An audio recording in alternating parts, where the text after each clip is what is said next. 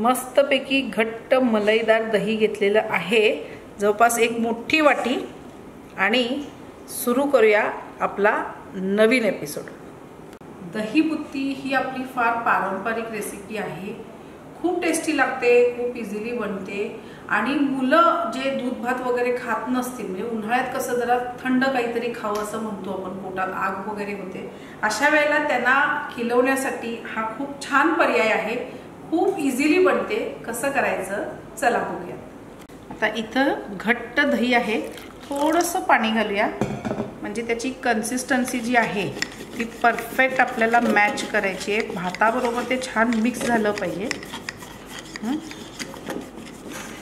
आणि छान घोटून घेऊया त्याला। पहिला ह्याच्यामध्ये चवीपुरता मीठ घालूया आणि एक चिम्मट साखर। तुम्हाला आवडत असेल तर घाला, नाही आवडत असेल तर घालू नका। आणि हे पुन्हा एकदा छान घोटून घेऊ। आता ह्याच्यामध्ये एक वाटी भात घालूया। भात जरा फणफणीत घ्या म्हणजे छान त्याच्यामध्ये मिक्स होईल आणि तो आपल्या दाताला छान लागेल।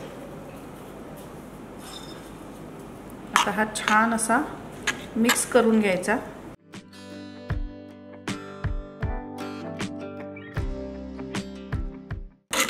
दही बुत्ती म्हटल्यावरती असं छान आपल्याला दही जे आहे ते दिसलं पाहिजे।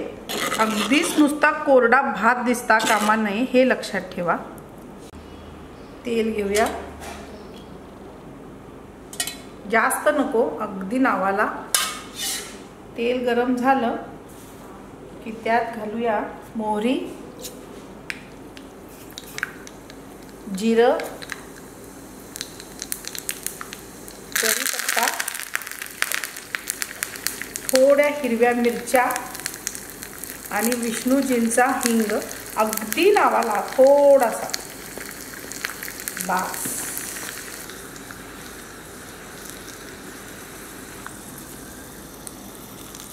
मस्तपैकी ही फोडणी दही बुत्तीवर। आता थोडेसे डाळिंबाचे दाणे,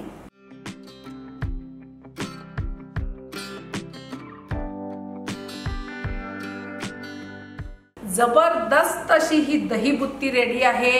एक बाउल दही बुत्ती उन्हाळ्यात खा आणि मस्त रहा, शरीराला थंडक मिळेल, घरचे लोक सगळ्यात खुश होतील। खूप झंझटचं पण काम नाहीये। कसं करायचं मी शेअर केलेलं आहे, घरी नक्की ट्राय करून बघा, आवडणार याची मला गॅरंटी। आवडलं तर लाईक करा, कमेंट्स करा, शेअर करा आणि सबस्क्राईब करा प्लीज। Master recipes.